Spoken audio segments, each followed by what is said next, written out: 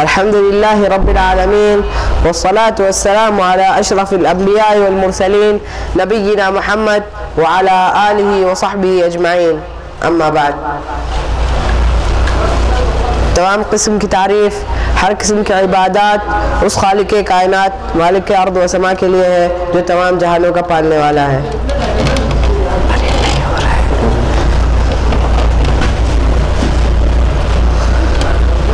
اور بے حساب درود و سلام اس نام نامی اسم گرامی احمد مصطفیٰ محمد مصطفیٰ صلی اللہ علیہ وسلم پر جنہیں رحمت للعالمین بنا کر بھیجا. آج شام 23 شعبان 23 رمضان 1436 ہجری بروز جمعرات کو آپ تمام حاضرین کا میں تہہ دل سے استقبال کرتا ہوں. السلام علیکم ورحمۃ اللہ وبرکاتہ. انشاءاللہ اس پروگرام کا آغاز خیر الکلام سے کرنا مناسب سمجھتے ہوئے دعوت دوں گا جناب حسین کو کہ وہ تشریف لائیں اور تلاوت کلام اللہ سے اس مجلس کا آغاز کریں. فلیتفضل حسین رفیع. قرآن کی تلاوت سے آغاز ہو محفل کا، قرآن کی تلاوت سے آغاز ہو محفل کا، پا جائے ہم اس نور سے راستہ منزل کا. السلام علیکم ورحمۃ اللہ وبرکاتہ. اعوذ باللہ من الشیطان الرجیم. بسم اللہ الرحمن الرحیم. یاسین والقرآن الحکیم انک لمن المرسلین علی صراط مستقیم تنزیل العزیز الرحیم لتنذر قوما ما انذر آباؤهم فهم غافلون. لقد حق القول على أكثرهم فهم لا يؤمنون. إنا جعلنا في أعناقهم أغلالا فهي إلى الأذقان فهم مقمحون. وجعلنا من بين أيديهم سدا ومن خلفهم سدا فأغشيناهم فهم لا يبصرون. وسواء عليهم أنذرتهم أم لم تنذرهم لا يؤمنون. إنا جعلنا في أعناقهم أغلالا فهي إلى الأذقان فهم مقمحون. وجعلنا من بين أيديهم سدا ومن خلفهم سدا فأغشيناهم فهم لا يبصرون. جزاك الله خير وأحسن الجزاء. قال الله تعالى ألا بذكر الله تطمئن القلوب. بے شک اللہ کے ذکر سے دلوں کو سکون ملتا ہے. اب میں دعوت دوں گا ابراہیم کلیم کو کہ وہ آئے اور آپ صلی اللہ علیہ وسلم کی چند احادیث آپ سامعین کے سامنے بیان کریں. السلام علیکم ورحمۃ اللہ وبرکاتہ. الحمد للہ رب العالمین والصلاة والسلام على اشرف الانبیاء والمرسلین نبینا محمد وعلى آلہ وصحبہ اجمعین. حاضرین اکرام، میں آپ کے سامنے محمد صلی اللہ علیہ وسلم کی چند حدیثیں بیان کرنا چاہتا ہوں. حضرت سہل بن سعد رضی اللہ عنہ سے روایت ہے کہ رسول اللہ صلی اللہ علیہ وسلم نے فرمایا، روزہ اور قرآن مجید قیامت کے دن بندے کی سفارش کریں گے۔ روزہ کہے گا اے میرے پروردگار، میں نے اس سے کھانے پینے اور خواہشات پوری کرنے سے روکے رکھا، لہذا اس کے بارے میں میری سفارش قبول فرمائیے۔ قرآن مجید کہے گا میں نے اسے رات میں سونے سے روکے رکھا، لہذا اس کے حق میں میری سفارش قبول فرمائیے۔ فرمایا پھر ان دونوں کی شفاعت قبول کر لی جائیں گی۔ اس کو امام احمد نے روایت کیا ہے۔ دوسری حدیث حضرت سہل بن سعد رضی اللہ عنہ سے روایت ہے کہ رسول اللہ صلی اللہ علیہ وسلم نے فرمایا جنت میں ایک ریان نامی کا دروازہ ہے، قیامت کے دن اعلان کیا جائے گا کہاں ہے روزے دار لوگ، اور وہ داخل ہو جائے۔ جب وہ داخل ہو جائیں گے وہ دروازہ بند کر دیا جائے گا۔ اس نشست کو آگے بڑھاتے ہوئے میں تقریر کے لیے دعوت دوں گا عبداللہ عبدالحلیم کو کہ وہ تشریف لائے۔ السلام علیکم ورحمۃ اللہ وبرکاتہ۔ الحمد للہ رب العالمین والصلاة والسلام على اشرف الانبیاء والمرسلین نبینا محمد وعلى آلہ وصحبہ اجمعین، اما بعد، قال اللہ عز وجل في القرآن المجيد والفرقان الحميد أعوذ بالله من الشيطان الرجيم بسم الله الرحمن الرحيم كل نفس ذائقة الموت۔ تمام قسم کی تعریف اللہ ہی کے لیے ہے جو ہمارا خالق ہے، مالک ہے، رازق ہے، اور بے حساب درود و سلام حضرت محمد صلی اللہ علیہ وسلم پر، جنہیں اللہ تعالیٰ نے رحمت للعالمین بنا کر اس دنیا میں مبعوث فرمایا۔ معزز سامعین کرام، اللہ تعالیٰ نے قرآن مجید میں ارشاد فرمایا کل نفس ذائقۃ الموت، ہر نفس کو موت آنی ہے، ہر نفس کو موت کا ذائقہ چکھنا ہے، ہر نفس کو مرنا ہی مرنا ہے۔ موت کی کوئی دوا نہیں کہ ہو سکتا ہے دوا کھا کے ہی بچ جائے، موت کی کوئی دوا نہیں۔ اللہ تعالیٰ نے قرآن مجید میں دوسری جگہ ارشاد فرمایا انک میت وانہم میتون، کہ اے نبی صلی اللہ علیہ وسلم آپ کو بھی موت آنی ہے جیسے کہ آپ سے پہلے جو لوگ آئے ان کو موت آئی تھی۔ کہنے والا صحیح کہتا ہے اے آدم کے بیٹے ہزاروں گناہ بھی کرتے ہو، اے آدم کے بیٹے ہزاروں گناہ بھی کرتے ہو اور خواہش اور خواب بھی جنت کے دیکھتے ہو۔ تمہیں پتہ ہے تمہارے جد ابجد اس جنت میں ہی تھے، تمہارے جد ابجد آدم اس جنت میں ہی تھے، ان سے ایک بھول ہو گئی، اللہ نے زمین پہ اتار دیا، اور آج اس جنت کی خواہش اور ہزاروں گناہ بھی۔ ایک بار ایک حدیث آپ کے سامنے پیش کرتا ہوں۔ صحابی رسول صلی اللہ علیہ وسلم فرماتے ہیں رسول اللہ صلی اللہ علیہ وسلم ہمارے ساتھ کسی کے انتقال میں تشریف فرماتے ہیں۔ رسول اللہ صلی اللہ علیہ وسلم قبر کے پاس بیٹھے ہوتے ہیں، قبر کو دیکھ رہے ہوتے ہیں، ان کے آنکھوں سے زار و قطار آنسو جاری ہوتے ہیں، حتیٰ کہ داڑھی سے نکل کر نیچے کی مٹی گیلی ہو جاتی ہے۔ رسول اللہ صلی اللہ علیہ وسلم ہمارے طرف اشارہ کرتے ہیں، ہم ان کے طرف دیکھتے ہیں تو کہتے ہیں یا اخوانی، اے میرے بھائی، لمثل ھذا فعدوا، اس کی تیاری کر لو۔ رسول اللہ صلی اللہ علیہ وسلم نے وضاحت کر دی، وہ ہولناکیاں بتا دی، وہ خوف کا منظر بتا دیا کہ اے لوگوں، اے میرے بھائیوں، لمثل ھذا فعدوا، اس میں جانے سے پہلے اس کی تیاری کر لو۔ آج ہم لوگ کھوئے ہوئے ہیں، دنیا میں کھوئے ہوئے ہیں، دنیا کی رنگینیوں میں ڈوبے ہوئے ہیں، آج ہم نے سب بھلا دیا ہے۔ میں بتا رہا ہوں ہماری قبر ہمیں پکار رہی ہے، اے لوگوں جو دنیا کی رنگینیوں میں ڈوبے ہوئے ہیں، اے لوگوں جو اپنے گھروں کو سجاتے ہیں، آج ہم اپنے گھروں کو وائٹ واش کرواتے ہیں، قیمتی گدے، قیمتی چیزوں سے اپنی زندگی کو آرام پہنچاتے ہیں، قیمتی گدوں اور قیمتی چیزوں سے اپنی زندگی کو آرام پہنچاتے ہیں۔ ہماری قبر ہمیں پکار رہی ہے، ہم ہی نکمے ہیں جو سنتے نہیں ہیں۔ اے لوگوں جو اپنے گھروں کو سجاتے ہو، ہماری قبر ہمیں پکار رہی ہے۔ اے دنیا کے گھروں کو سجانے والوں، کبھی میری سجاوٹ کا بھی انتظام کیا ہے؟ اگر نہیں کیا تو یاد رکھنا میں اندھیرا گھر ہوں، میرے پاس روشنی نہیں ہے۔ یہاں آنا تو روشنی کا انتظام کر کے آنا۔ ارے لوگوں، میں تو لوگوں کی پسلیوں کو بھیج دیتی ہوں، میرے پاس ڈسنے والے سانپ اور بچھو ہیں، میرے پاس آنا تو انتظام کر کے آنا۔ میرے پاس اندھیرے ہیں، میرے پاس روشنی نہیں ہے، ہماری قبر پکار رہی ہے، اے لوگوں میرے پاس آنا تو انتظار کر کے آنا۔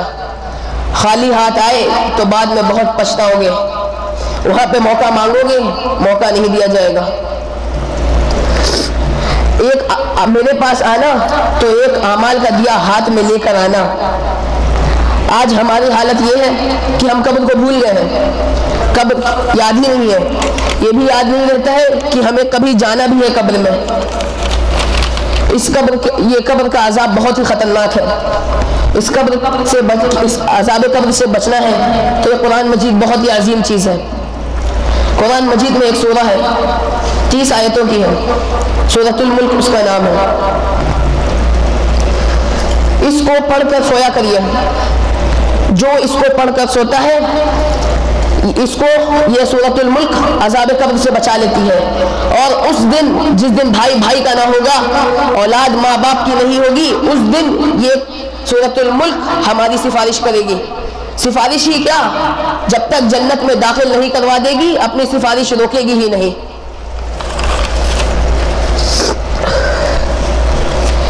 تو اب کون وعدہ کرتا ہے رات میں سونے سے پہلے سورۃ الملک پڑھ کے سوئے گا؟ ہاتھ کھڑے بولے انشاءاللہ، کیونکہ توفیق تو اللہ کو دینی ہے، کوشش ہمیں کرنی ہے۔ اب ایک شاعری کے ساتھ اپنی تقریر کو ختم کرنا چاہوں گا۔ یہ عبرت کی جان ہے، تماشا نہیں ہے، ملے خاک میں اہل شاہ کیسے کیسے، مکے ہو گئے لامکا کیسے کیسے، ہوئے نامور بے نشاں کیسے کیسے، زمین کھا گئی نوجواں کیسے کیسے۔ جگہ جی لگانے کی یہ دنیا نہیں ہے، یہ عبرت کی جان ہے، تماشا نہیں ہے۔ وآخر دعوانا الحمدللہ رب العالمین، والسلام علیکم ورحمۃ اللہ وبرکاتہ۔ جزاک اللہ خیر واحسن الجزاء۔ اب میں بلا تاخیر دعوت دوں گا اس پروگرام کے مہمان خصوصی جو کہ حافظ للقرآن فصیح اللسان فضیلۃ الشیخ نعیم اللہ حفظہ اللہ ورعاہ کو، کہ وہ تشریف لا کر حاضرین کو اپنے کلمات سے مستفید کریں۔ فلیتفضل فضیلۃ الشیخ نعیم اللہ حفظہ اللہ ورعاہ۔ السلام علیکم ورحمۃ اللہ وبرکاتہ۔ الحمد للہ رب العالمین، والصلاة والسلام على أشرف الأنبياء وسيد المرسلين نبينا وحبيبنا وقدوتنا وقائد غر المحجلين محمد بن عبد الله وعلى آله وصحبه ومن تبعهم بهداه وسلم تسليما كثيرا مزيدا. أما بعد، فأعوذ بالله من الشيطان الرجيم. وإني لغفار لمن تاب وآمن وعمل صالحا. وقال عز من قائل فقلت استغفروا ربكم إنه كان غفارا يرسل السماء عليكم مدرارا ويمددكم بأموال وبنين ويجعل لكم جنات ويجعل لكم أنهارا.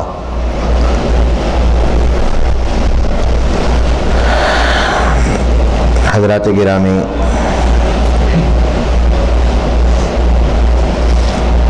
یہ چند لمحات میں آپ کی توجہ کا طالب رہوں گا، اور کوشش ہوگی کہ ان لمحات میں ہم جو باتیں کریں اللہ سبحانہ و تعالی ہمیں ان کو غور سے سننے کی اور ان پر عمل کرنے کی توفیق عطا فرمائے۔ آج ہم نے رمضان المبارک کا 23واں روزہ رکھا۔ اور شاید یہ جمعہ رمضان المبارک کا آخری جمعہ ہو۔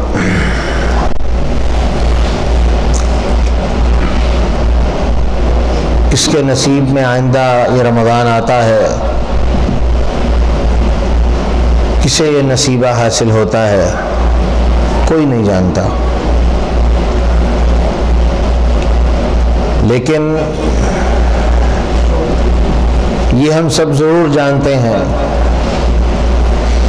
کہ اللہ سبحانہ و تعالی نے ہمیں یہ ایک مہلت، ایک موقع اپنی رحمت سے عطا فرمایا اور پھر عطا فرمایا، وگرنہ وہی بات کہ ہمارے ساتھ کئی موجود تھے جو آج نہیں ہیں، اور کل کو ہم بھی ان کی طرح ایک قصہ پارینہ ہو جائیں گے، ایک ماضی کی یاد بن جائیں گے، شاید ہمیں بھی کوئی اپنی دعاؤں میں یاد کر لے۔ لیکن خوش نصیب اس کو کہیں گے جسے یہ موقع دوبارہ مل جائے گا، جو گیا وہ تو گیا۔ تو آج شاید رمضان المبارک کا آخری جمعہ، اگر اللہ ہمیں 30 روزے دے دیں تو شاید اس کے بعد ایک جمعہ اور ہمیں میسر ہو جائے، لیکن یہ مجلس، یہ موقع، یہ لمحہ ہمیں میسر نہیں ہوگا۔ عزیز بھائیوں، اس وقت بنیادی طور پر ہم رمضان المبارک کو الوداع کر رہے ہیں۔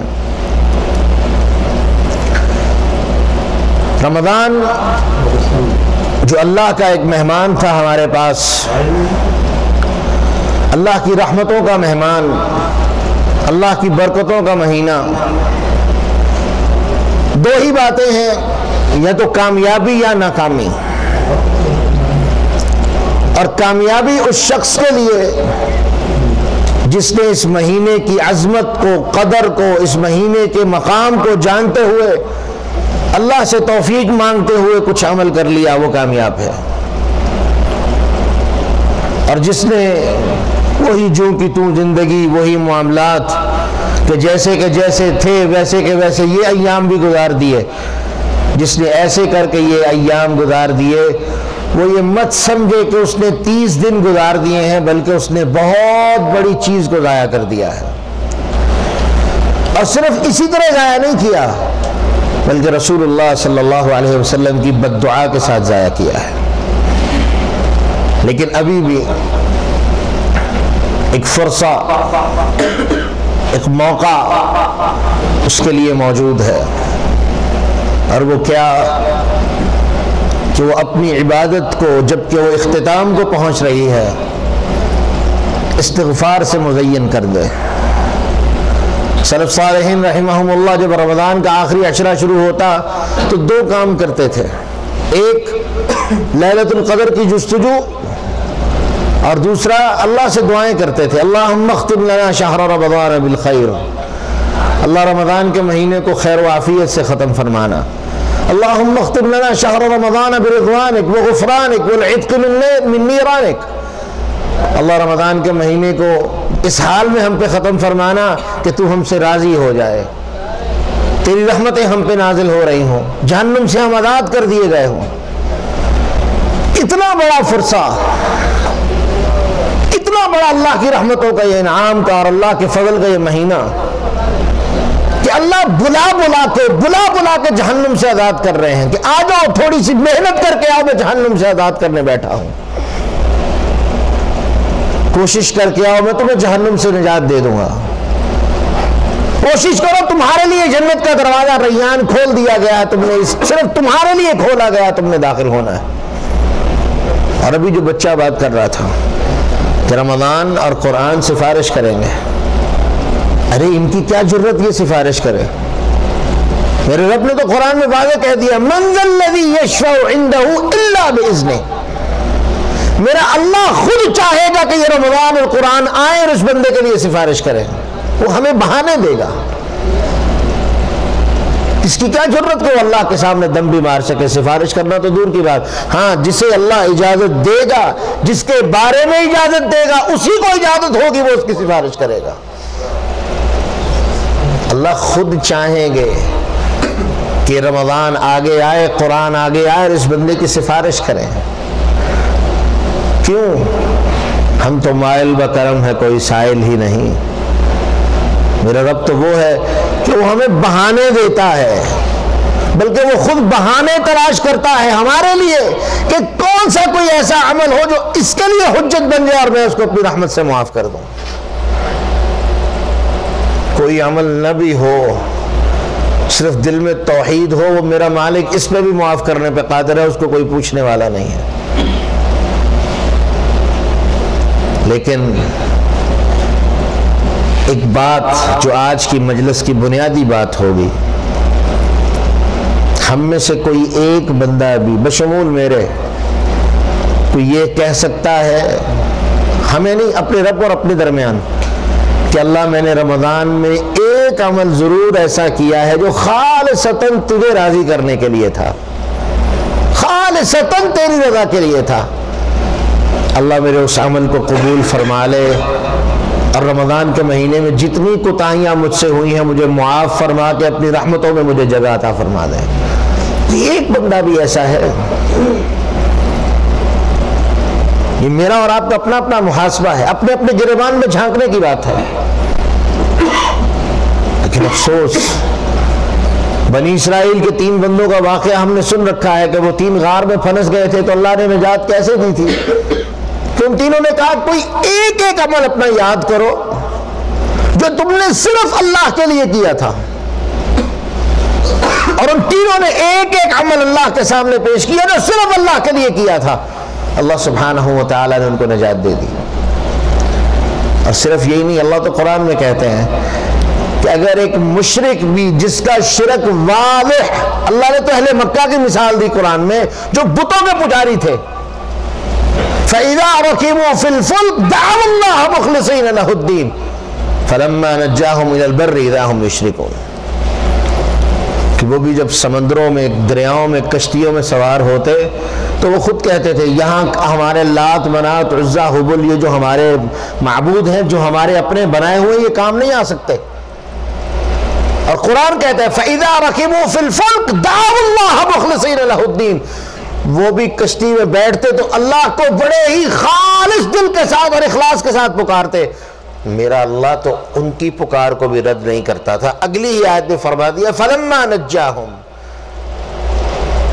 جیسے ہی ہم ان کو نجات دیتے اِذَا هُمْ يُشْرِكُونَ، وہ ساتھ ہی اللہ کے ساتھ شرک کرنا شروع کر دیتے. اخلاص کوئی لے کے آئے، اپنے عمل کو اللہ کے لیے کوئی خالص کر کے آئے، اللہ رب العالمین اس کے عمل کو ضائع نہیں کرتے.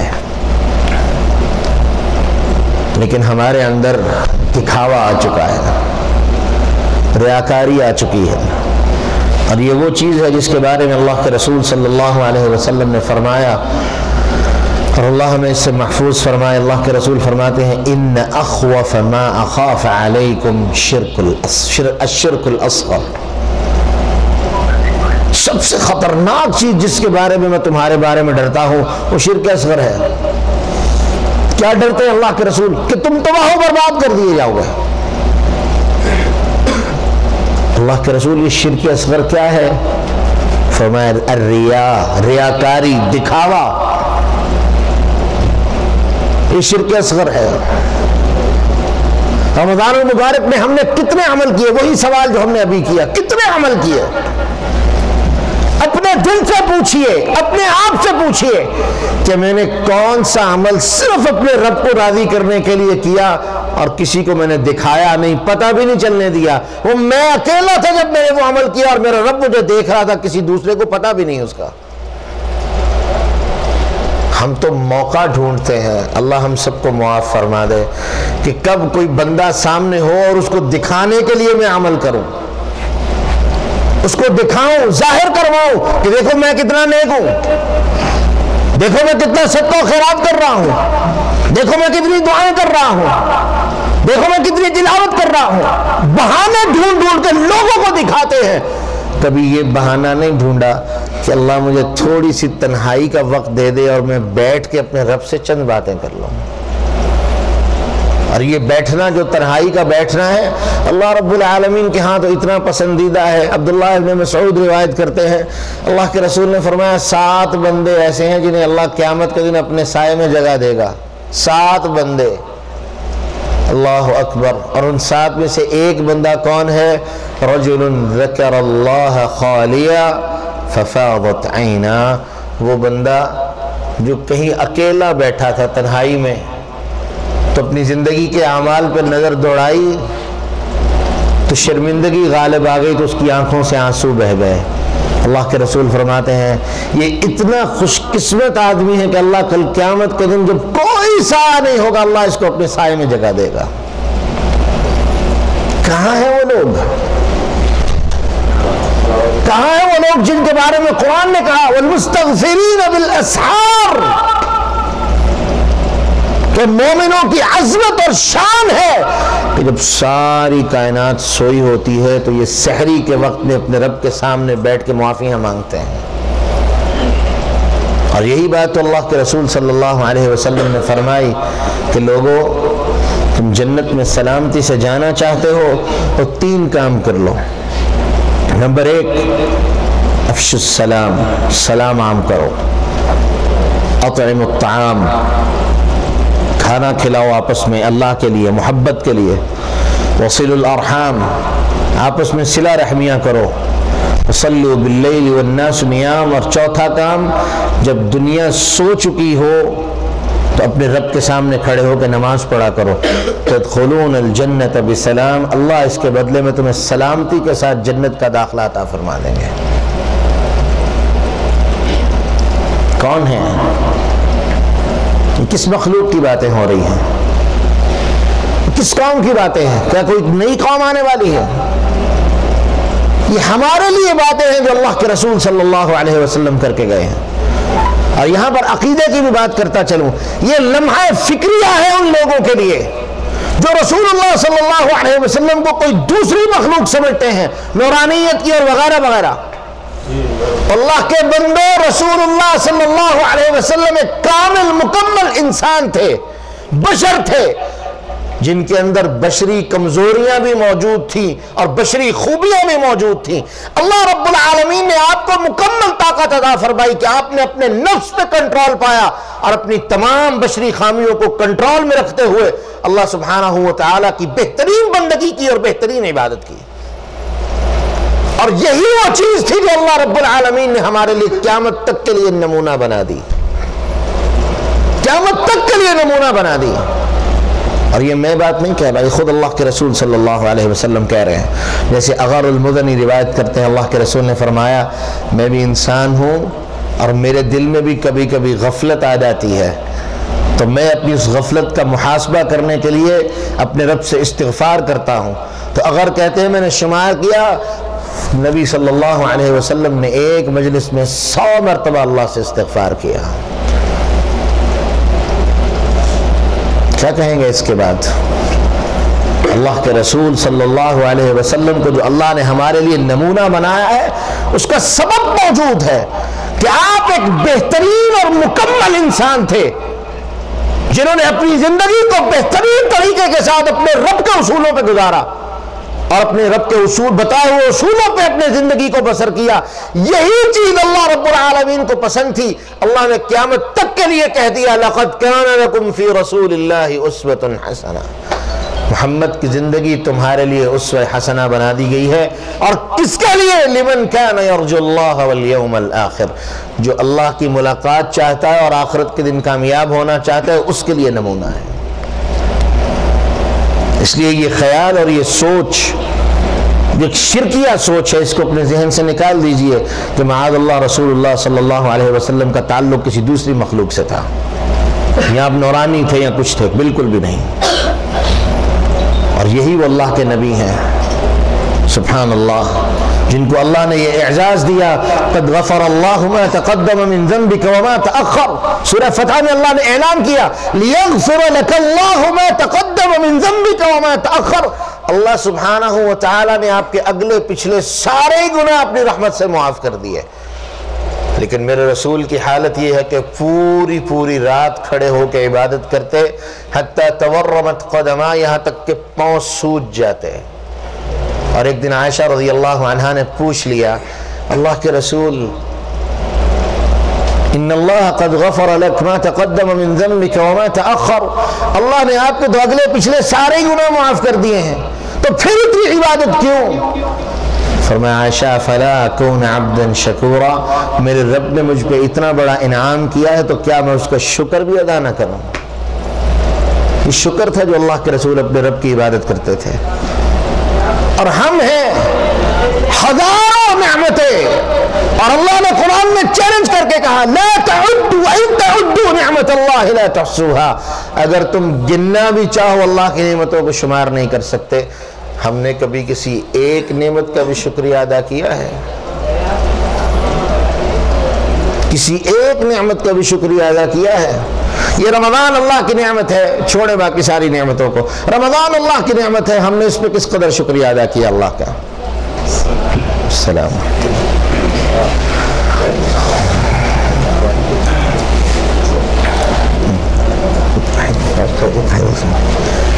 ہمارے شیخ اللہ انہیں جزائے خیر عطا فرمائے ہمارے درمیان ہیں، اہلا و سہلا و مرحبا، اللہ ان کی آمد کو اپنی بارگاہ میں قبول فرمائے اور ہمارے لیے نفع بخش بنائے۔ تو میں بس انشاءاللہ گفتگو کا اختتام کرتا ہوں تاکہ شیخ جو ہے وہ اپنی بات کو جاری رکھ سکے۔ بس 2-3 کلمات آپ کی خدمت میں عرض کر کے اپنی بات کو مکمل۔ بارک اللہ۔ رمضان اللہ کی نعمت ہے۔ اس شخص نے رمضان آنے پہ اور اللہ کے عطا کرنے پہ اللہ کا شکریہ ادا کیا۔ روزہ تو ہم رکھ رہے ہیں، وہ تو اللہ کا حکم ہے، ہم رکھ رہے ہیں۔ اللہ نے ہماری زندگیوں میں ایک مرتبہ پھر ہمیں رمضان دیا، اس نعمت پہ کس نے اللہ کا شکر ادا کیا ہے؟ اور جبکہ سلف صالحین رحمہم اللہ جب رمضان آتا تو رمضان کی پہلی رات وہ سب سے پہلے جو دعا کرتے وہ کیا کرتے تھے؟ ایک تو اللہ کے رسول نے ہمیں دعا سکھائی نا، اللہم اہلہ علینا بالامن والایمان والسلامت والاسلام ربی وربک اللہ، چاند دیکھتے ہی دعا پڑھ لی۔ لیکن سلف صالحین اللہ کا شکر ادا کرتے تھے اور دعا کرتے تھے، اللہم لک الحمد حیث بلغت علینا شہر رمضان، اللہ تیرے لیے شکر اور نعمتیں ہیں کہ تو نے رمضان المبارک ہمیں عطا فرما دیا۔ اور ہمارا استقبال کیا ہے؟ ہماری بس ڈیوٹیاں چینج ہو جائیں گی، ہمارا طرز حیات چینج ہو جائے گا، باقی کوئی تبدیلی ہمارے اندر واقع نہیں ہوتی۔ میرے بھائیوں، میرے دوستوں، رمضان اختتام پہ ہے۔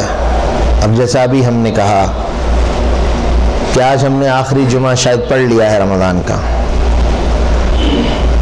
پھر وہی بات ہے کہ اللہ اگر 30 روزے دے دے تو اس کے لیے مشکل نہیں، ایک جمعہ ہمیں اور مل جائے گا، وگرنہ جو ظاہری اسباب ہیں ان کی بنیاد پر آج ہم آخری جمعہ پڑھ چکے ہیں۔ اس لیے یہ جو ایام باقی رہ گئے ہیں اب ان میں کرنے کے ایک ہی یا 2 کام ہیں، وہ یہ کہ رسول اللہ صلی اللہ علیہ وسلم کی سنت طیبہ کو سامنے رکھتے ہوئے اور انبیاء علیہ السلام کی سنت کو سامنے رکھتے ہوئے ایک تو اللہ سے استغفار کیا جائے کثرت سے۔ یہ ایام جتنے باقی رہ چکے ہیں یہ ایام الاستغفار ہیں کہ کثرت سے اللہ سے استغفار کیا جائے اور یہ التجا کی جائے کہ اللہ ہماری جتنی کوتاہیاں رمضان میں ہم سے ہوئیں اپنی رحمت سے انہیں معاف فرما کے ہماری یہ رمضان کی جو محنت ہے اپنی بارگاہ میں قبول فرما لے۔ رسول اللہ صلی اللہ علیہ وسلم کی سنت ہمارے سامنے واضح ہے کہ آقا علیہ السلام جب نماز سے سلام پھیرتے تو پہلا کلمہ کیا زبان سے نکلتا ہے؟ استغفر اللہ، استغفر اللہ، استغفر اللہ۔ کیوں؟ ہم نے تو نماز پڑھی ہے، شکر کرنا چاہیے اللہ کا، اللہ تیرا شکر ہے ہم نے نماز پڑھ لی، بلکہ یہ انتہائی عاجزی ہے کہ انسان عبادت اللہ کے حکم پہ کرے، اللہ کے حکم کی بجا آوری کرتے ہوئے عبادت کرے اور ساتھ اللہ سے پھر التجا بھی کرے کہ اللہ اس عبادت میں جو کوتاہی مجھ سے رہ گئی ہو گئی ہے، جو غلطی مجھ سے ہو گئی ہے، جو خامی مجھ سے رہ گئی ہے، جو کوتاہی سرزد ہو گئی ہے، اللہ اپنی رحمت کو معاف فرما کے اپنی رحمت سے ہماری اس کوتاہی کو درگزر فرماتے ہوئے ہماری اس عبادت کو اپنی بارگاہ میں قبول فرما لینا۔ یہ مومن کا اعزاز ہے اور مومن کی شان ہے اور اب اس وقت رمضان المبارک کے روزے ہم نے اللہ کے حکم سے رکھے، اب ضرورت اس بات کی ہے کہ ہم اس بات پہ کوشش کریں، اور ہم سب جانتے ہیں کہ ہم نے بڑی کوتاہیاں کی ہیں رمضان المبارک کا، اور رمضان المبارک کے روزوں کا ہم نے حق ادا نہیں کیا، یقیناً ہم سے کوتاہیاں سرزد ہوئی ہیں۔ باقی ایام میں ہم استغفار کریں کثرت سے، اللہ سے معافی مانگیں اور التجا کریں کہ اللہ جو محنت ہم نے کی یہ خالصتاً تیرے لیے کی، اور یہ اتنی بڑی محنت کہ رسول اللہ صلی اللہ علیہ وسلم بات فرماتے ہیں کہ اللہ نے مجھے ایک بات یہ کہی ہے کہ ابن آدم روزہ میرے لیے رکھتا ہے اور میں ہی اس کو اس کا اجر عطا فرماؤں گا۔ کتنی بڑی عبادت اور نعمت ہے، لیکن اگر اس نعمت میں بھی کوتاہی ہو اور معاذ اللہ ثم معاذ اللہ، اللہ رب العالمین ہماری اس محنت کو ریجیکٹ کر دے، ہماری اس محنت کو ٹھکرا دے، قبول کرنے سے انکار کر دے، کیا کر سکتے ہیں ہم؟ اور اللہ کی قسم ہمارے پاس کوئی ایسا ذریعہ نہیں، نہ کوئی معیار ہے کہ ہم یہ دعویٰ کر سکیں کہ ہماری یہ عبادت اللہ کے ہاں قبول ہو چکی ہے، سوائے ایک چیز کے کہ ہم اللہ کے سامنے عاجزی کریں، انکساری کریں، اس کی حضور التجا کریں، اللہ یہ ٹوٹی پھوٹی جیسی بھی ہے تیرے لیے ہے، کسی غیر کے لیے نہیں کی، اپنی بارگاہ میں سے قبول فرما لے۔ اور ابھی ہم نے بات کی جو اخلاص ہماری دعا میں ہوگا، جو اخلاص ہمارے عمل میں ہوگا، اور ہم تو الحمدللہ ثم الحمدللہ، اللہ کا لاکھ شکر ہے، ہم اپنی بات کرتے ہیں کہ ہم نے اللہ کے ساتھ کبھی شرک نہیں کیا، ہم اللہ کے ساتھ شرک نہیں کرتے، ہماری بنیاد میں اخلاص موجود ہے، تو جب ہم اللہ کے سامنے التجا کریں گے تو وہ ہماری التجا کو بھی رد نہیں کرے گا، کیونکہ جب مشرک بھی اگر اخلاص کے ساتھ اللہ کو پکارے اللہ اس کی بھی سنتا ہے، ہم تو اس کے ساتھ شرک ہی نہیں کرتے۔ اور سلف صالحین تو دعا کرتے ہوئے یہ جملہ بھی کہہ دیتے تھے کہ عبادک سوانا کثیر ولیس لنا رب سواک، اللہ بڑے ایسے ہیں جو تیرے بندے ہیں جن سے تو محبت کرتا ہے، لیکن ہمارا تیرے علاوہ رب کوئی نہیں ہے، تیرے بندے اور بڑے ہیں جن سے تو محبت کرتا ہے، کیونکہ ہماری غلطیاں کوتاہیاں اتنی ہیں جو تیری محبت کے رستے میں رکاوٹ بن جاتی ہیں، لیکن اللہ ایک اعلان ہم پر ملا کرتے ہیں کہ لیس لنا رب سواک، تیرے علاوہ ہمارا رب کوئی نہیں، ہم تیرے بندے ہیں۔ اور عیسیٰ علیہ السلام نے بھی یہ بات واضح کر دی کہ جب بات آئی کہ عیسیٰ کیا تو نے اس قوم کو کہا تھا کہ رب کو چھوڑ کے میری اور میری ماں کی پوجا کرنا، تو وہاں پر عیسیٰ علیہ السلام نے جو اگلی بات کہی تو کیا کہا، ان تعذبہم فانہم عبادک، اگر اللہ تو انہیں عذاب دے تو تیرے بندے ہیں، وان تغفر لہم فانک انت العزیز الحکیم، اور اگر تو معاف کر دے تو بڑا ہی غالب اور حکمت والا ہے، بڑا ہی عزت والا اور کبریائی والا ہے، اللہ کو کون پوچھنے والا ہے۔ لیکن جو اخلاص لے آئے، جو التجائے لے آئے، اللہ رب العالمین کو یہ دو ہی چیزیں سب سے زیادہ پسند ہیں، وہ یقیناً اپنی رحمت جس کے بارے میں اس نے وعدہ کہہ دیا ہے ان رحمتی وسعت کل شیء فساکتبها للذین یتقون ویؤتون الزکاة والذین هم بآیاتنا یؤمنون، کہ میں نے اپنی رحمت کو ہر چیز پہ حاوی کر دیا ہے، اور خاص طور پہ ان کے لیے لکھ دیا ہے الذین یتقون، جو مجھ سے ڈرنے والے ہیں۔ اور یہ ڈر کی سب سے بڑی بات کہ اللہ ہم تیرے ساتھ شرک نہیں کرتے، کسی کو شریک نہیں ٹھہراتے، کسی کو اس قابل ہی نہیں سمجھتے کہ وہ تیرے سامنے کھڑا ہو سکے، جو بھی غیر ہے ان کی نفی کرتے ہیں، تیرے علاوہ کبھی کسی کی عبادت نہیں کی۔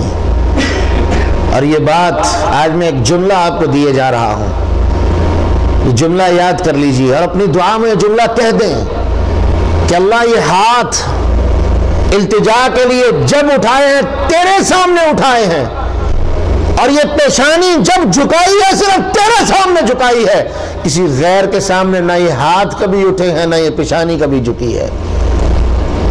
اللہ اپنی رحمت فرما دے، اور تو نے وعدہ کیا ہے کہ میں اٹھائے ہوئے ہاتھوں کو خالی موڑوں، مجھے شرم آتی ہے، اپنی رحمت فرما اور ہم پہ اپنا فضل فرماتے ہوئے ہماری ان محنتوں کو قبول فرما لے۔ یہ التجائیں کرنے کے دن ہیں، یہ دعائیں کرنے کا دن ہے، اور اس کے بعد جو دوسرا کام کرنے کا ہے، پہلے استغفار، اور پھر ساتھ ساتھ یہ بھی چیز استغفار کرتے ہوئے اپنی کوتاہی پہ، اپنی غلطی پہ جو یقیناً سرزد ہوئی ہے، اس کے ساتھ دوسری چیز تقبل منا انک انت السمیع العلیم. اللہ ہمیں معاف فرماتے ہوئے ہمارے ان اعمال کو قبول فرما لے. اور آپ کو یاد ہوگا کہ میں نے شیخ ابن باز رحمہ اللہ کی بات سنائی تھی آپ کو, یا شاید کہیں اور سنائی تھی, ورنہ مجھے یاد ہے کہ یہیں سنائی تھی. شیخ ابن باز درس دے رہے تھے تو یہ آیت آئی کہ وَإِذْ يَرْفَعُ إِبْرَاهِيمُ الْقَوَاعِدَ مِنَ الْبَيْتِ وَإِسْمَاعِيلُ, کہ جب ابراہیم علیہ السلام بیت اللہ کی بنیادیں بنا رہے تھے, بیت اللہ کی دیواروں کو بلند کر رہے تھے, اور اسماعیل بھی ساتھ تھے. سبحان اللہ. ایک لمحے کے لیے ذرا غور کیجئے, ابراہیم کون ہیں؟ خلیل اللہ, اللہ کے دوست, اللہ کے دوست. نمبر 2, حکم دیا انبیاء علیہم السلام کو کہ ابراہیم کی پیروی کرو, ابراہیم کے دین کی پیروی کرو, انبیاء علیہم السلام کو.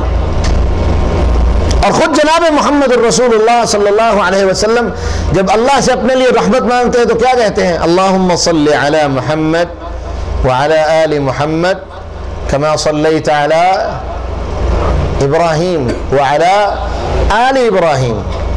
اتنا بڑا اعزاز اور مقام اللہ نے ابراہیم علیہ السلام کو دیا. اور خود میرا رب قرآن میں اعلان کر کے کہہ رہا ہے وَإِذِ ابْتَلَىٰ إِبْرَاهِيمَ رَبُّهُ بِكَلِمَاتٍ فَأَتَمَّهُنَّ, کہ ہم نے ابراہیم کو جب جب آزمایا, جن باتوں کے ذریعے سے آزمایا, فَأَتَمَّهُنَّ, ابراہیم نے پورا کر دیا. اسماعیل علیہ السلام کتنے سال کی عمر میں ملے تھے, کسی کو یاد ہے؟ 90 سال کی عمر میں. جبکہ ابراہیم علیہ السلام کی بیوی نے خود کہہ دی تھی بلغنی الکبر وامرأتی عاقر, میں بوڑھا ہو چکا ہوں اور میری بیوی بانجھ. اور فرشتوں نے کہا اتعجبین من امر اللہ رحمت اللہ وبرکاتہ علیکم اہل البیت, اللہ کی رحمت سے تعجب کرتے ہو, یہ تو اللہ تم پہ رحمتیں کر رہا اور تم تعجب کا اظہار کر رہے ہو, یہ کیسے ہوگا؟ من امر اللہ, یہ اللہ کے حکم سے ہوگا اور اپنا حکم نافذ کرنے پہ قادر ہے. بڑھاپے میں اسماعیل ملے, ساتھ ہی کیا حکم ہوا؟ وادی غیر ذی زر میں چھوڑاؤ. اب سارا چیخ رہی ہیں, چلا رہی ہیں, پوچھ رہی ہیں, کوئی جواب نہیں, خاموشی. آخر میں ان کو بھی بات سمجھ آ گئی اور انہوں نے آخر میں سوال کیا ابراہیم کیا اللہ کے حکم سے چھوڑ کے جا رہے ہو؟ کہا ہاں اللہ کے حکم سے چھوڑ کے جا رہا ہوں. وہ بیوی, چھوٹا سا بچہ, نومولود بچہ جس کی دودھ پینے کی عمر ہے, اور ابراہیم ان کو چھوڑ, دونوں ماں بیٹے کو ایسی جگہ پہ جو بنجر, چھوڑ کے چلے گئے. اللہ نے پھر کیا کچھ دیا؟ زمزم دیا, پوری بستی وہاں پہ آباد ہوئی. اگلا کام, اب باپ کی ایک عرصے کے بعد ملاقات ہوئی تو باپ کس کام کے لیے گیا ہے؟ انی ارا فی المنام انی اذبحک, کہ بیٹا میں خواب میں دیکھ کے آیا ہوں کہ میں تجھے ذبح کر رہا ہوں. اور بیٹا بھی کون ہے؟ یا ابت افعل ما تؤمر, اب بجائے اللہ کا حکم ہے, دیر کس بات کی, میں تو حاضر ہوں. اتنی بڑی آزمائش آئی, آگ میں پھینکا گیا, میرے رب نے اعلان کر کے یہ اعزاز دے دیا کہ وَإِذِ ابْتَلَىٰ إِبْرَاهِيمَ رَبُّهُ بِكَلِمَاتٍ فَأَتَمَّهُنَّ, کہ ہم نے جب بھی ابراہیم کو آزمایا, جس طرح آزمایا, ابراہیم آزمائش میں پورے اترے. پوری کائنات سے ایک ابراہیم کو چنا اور حکم دیا ابراہیم میرا گھر بناؤ, اور یہ ابراہیم ہے. شیخ ابن باز یہ جب آیت پڑھ رہے تھے تو کیا کہا؟ امر مخصوص, ایک خاص حکم, لعبد مخصوص, ایک خاص بندے کے لیے جسے کو پوری کائنات سے چنا. وَلِأَجْلٍ مخصوص, ایک خاص کام کے لیے, ایک خاص جگہ کے لیے, اور ایک معین وقت کے لیے. 5 چیزیں اللہ رب العالمین نے ایک ذات کے ساتھ, ایک جگہ کے ساتھ, ایک معاملے کے ساتھ خاص کر دیں. لیکن اس کے بعد بھی ابراہیم کی حالت کیا ہے کہ قرآن کہتا ہے وَإِذْ يَرْفَعُ إِبْرَاهِيمُ الْقَوَاعِدَ مِنَ الْبَيْتِ وَإِسْمَاعِيلُ, جب دونوں باپ بیٹا اپنے رب کے حکم کی بجا آوری میں لگے ہوئے تھے تو التجائیں کر رہے تھے، ایک ایک اینٹ پہ، ایک ایک سل پہ، ایک ایک حرکت پہ وہ پڑھ رہے تھے، ربنا تقبل منا، اے اللہ ہم سے قبول فرما لینا، اللہ یہ ہماری خدمت ہم سے قبول فرما لینا، تیرا حکم تو نے ہمیں حکم دیا، اللہ یہ بجاوری ہم سے قبول فرما لینا۔ میرے بھائیوں، یہ مومن کا مقام ہے۔ مومن عبادت کر کے اتراتا نہیں، اپنے سینے کو یوں چوڑا نہیں کرتا کہ میں نے عبادت کر لی ہے، بلکہ وہ اپنی گردن کو عجز اور انکسار سے جھکا دیتا ہے کہ اللہ تو نے توفیق دی، اور اگر تو توفیق نہ دیتا تو میری کوئی اوقات نہیں تھی، میری کوئی استطاعت نہیں تھی، میری کوئی ویلیو نہیں تھی، تو نے توفیق دی، میں اس سطح تک پہنچا، اللہ اس توفیق کو اپنی بارگاہ میں قبول فرما لے۔ تو میرے بھائیوں، یہ آج کا یہ پیغام ہے کہ ان ایام کو استغفار کی کثرت سے بھر دیجئے اور اللہ سے التجائیں کیجئے کہ اللہ ہماری ان محنتوں کو قبول فرما لے، اور جو کوتاہیاں رمضان میں ہم سے سرزد ہو گئیں اللہ رب العالمین اپنی رحمت سے معاف فرماتے ہوئے ہمارے لیے ہمارے ان معاملات میں آسانیوں کے معاملے فرمائے۔ شیخ بعد میں گفتگو نہیں کریں گے؟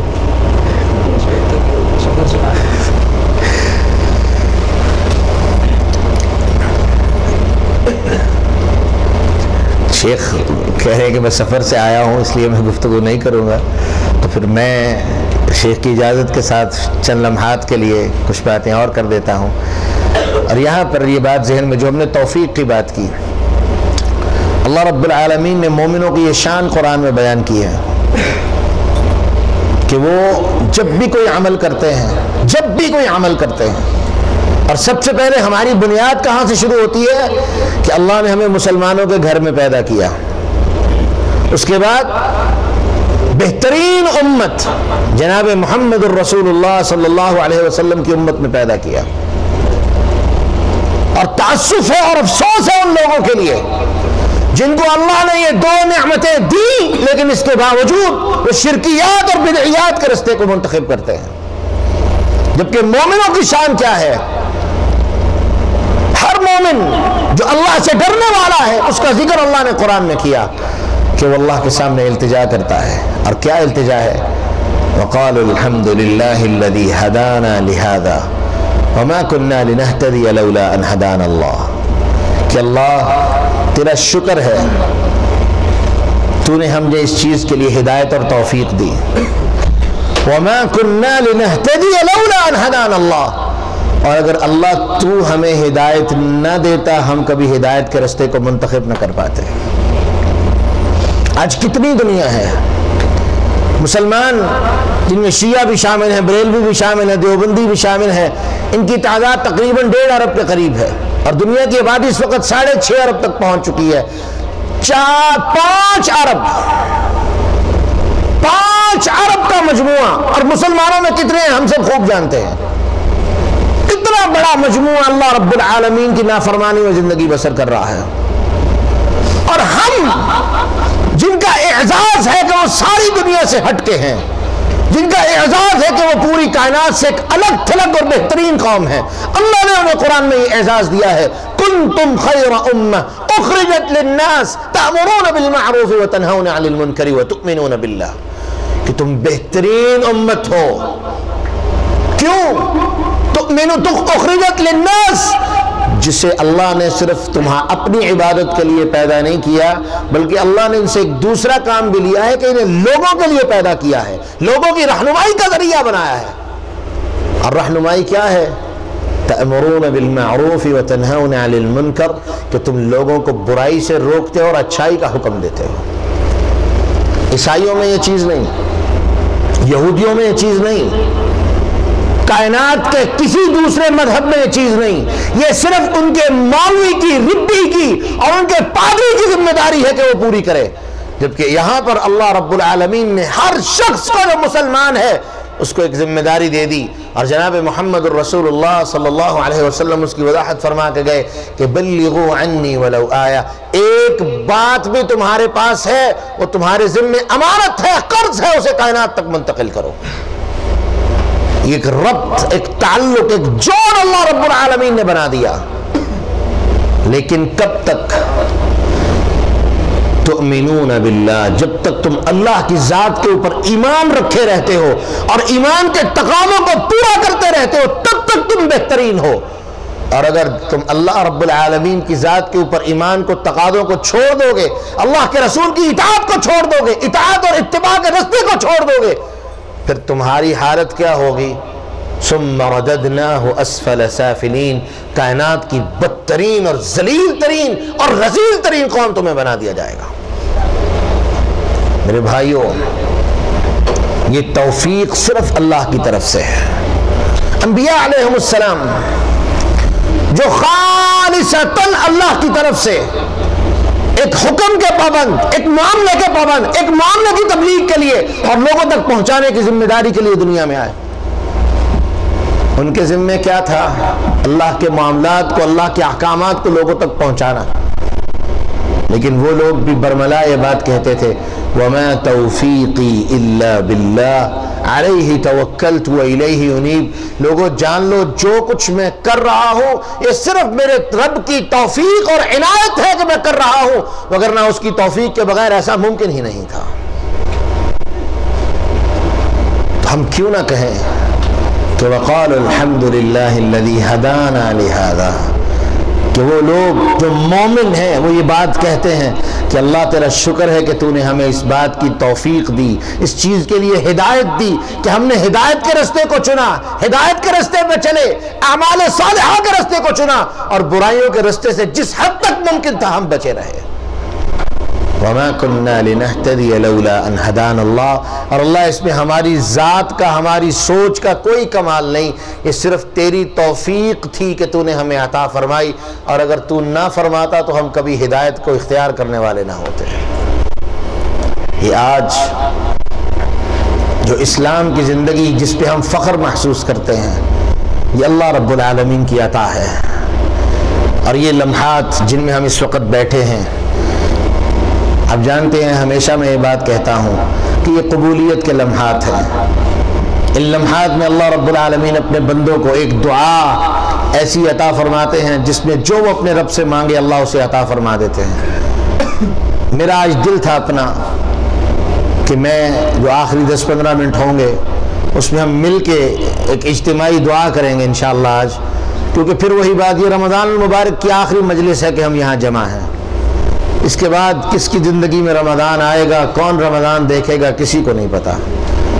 تو میرا آج دل ہے کہ ہم سب یہاں مل بیٹھے ہیں تو بیٹھ کے اکٹھے اللہ سے دعا کریں گے کہ اللہ رب العالمین رمضان کی ان محنتوں کو ہم سے قبول فرما لے، ہماری کوتاہیوں کو معاف فرما دے. اور یہ جتنی چیزیں میں نے آپ کو بتائی ہیں ساری اس دعا سے ہی متعلق ہیں کہ ایک چیز ہمارے سامنے واضح ہو جائے. جو لوگ بعد میں آئے میں ان کے لیے دوبارہ مختصراً دہرا دوں کہ میرے بھائیوں، رمضان اختتام پہ ہے، جانے والا ہے، اور رسول اللہ صلی اللہ علیہ وسلم کی سنت تھی آپ جس کو بھی رخصت کرتے اس کو اللہ کی حفاظت میں رخصت کرتے. استودع اللہ الذی لا تضیع ودائعہ، استودع اللہ دینکم وامانتکم وخواتیم اعمالکم، یہ دعائیں لے کے اللہ کے رسول نے رخصت کرتے ہیں. رمضان ہم سے رخصت ہو رہا ہے، ہم نے رمضان کو دعائیں نہیں دینی بلکہ جس کا یہ مہمان تھا، جس کی طرف سے یہ مہمان تھا، اس کے حضور ہم نے التجائیں کرنی ہے کہ اللہ جو کوتاہیاں ہم سے رمضان میں ہو گئیں ہمیں معاف فرما کے ہماری رمضان کی محنتوں کو قبول فرما لے. اور اس کی مثال ہم نے دی کہ رسول اللہ صلی اللہ علیہ وسلم نماز اللہ کے حکم سے پڑھتے تھے، ہم بھی اللہ کے فضل سے اس کی توفیق سے نماز اللہ کے لیے پڑھتے ہیں، لیکن عبادت اور اس کے پیچھے استغفار کرنے میں بنیادی فلسفہ ہی یہ ہے کہ بحیثیت انسان کوتاہی کا، انسان غفلت کا مجموعہ ہے. اسی لیے استغفار اسی چیز کے لیے ہے کہ ہم سے جو کوتاہیاں ہو گئی ہیں، جو کمیاں ہو گئی ہیں، اپنے رب کے حکم کی پیروی اور اتباع کرتے ہوئے اس کے اندر جو خامیاں رہ گئی ہیں اس کے لیے اللہ کے حضور معافی مانگنا اور التجا کرنا کہ اللہ ہمیں معاف فرما کے ہماری اس محنت کو قبول فرما لے. اسی لیے ہم ہر نماز کے بعد سلام پھیرتے سب سے پہلے کیا کہتے ہیں؟ استغفر اللہ، استغفر اللہ. بلکہ اللہ کے رسول کی سنت تو آج یہ مفقود ہو چکی ہے. رسول اللہ صلی اللہ علیہ وسلم باآواز بلند یہ بات کہتے تھے، استغفر اللہ، استغفر اللہ، استغفر اللہ. آج یہ آواز ہمیں سننے میں نہیں ملتی، شاید ہمیں استغفار کرتے ہوئے بھی شرم آتی ہے. جبکہ بندے اور رب کے تعلق میں شرم کا کوئی دخل نہیں. کیوں؟ کہ وہ تو خود کہتا ہے کہ مانگو مجھ سے، مانگو میں تمہیں عطا کرتا ہوں. وہ نہ مانگنے پہ ناراض ہو